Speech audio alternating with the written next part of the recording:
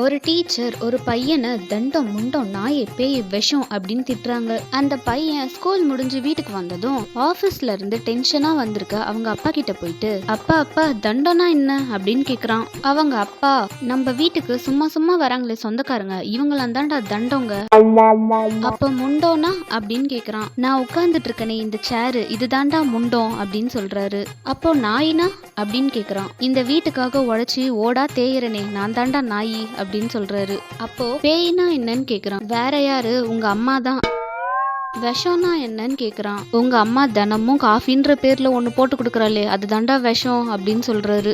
ஒரு நாள் இந்த பையன் வீட்டுல இருக்கும் போது அவங்க வீட்டுக்கு சொந்தக்காரங்க வராங்க. இந்த பையன் அவங்கள பார்த்து, வாங்க வாங்க தண்டங்களா, முண்டத்து மேல உட்காருங்க, பேய் குளிக்குது, நாய் வெளியே போயிருக்கு, நான் போட்டு கொடுக்குற விஷத்தை கண்டிப்பா குடிக்கணும் அப்படின்னு சொல்றான். வந்தவங்க எல்லாரும் அப்படியே திரும்பி போயிட்டாங்க. குழந்தைங்க கெட்ட வார்த்தை பேசல, கேக்குற வார்த்தை தான் பேசுறாங்க.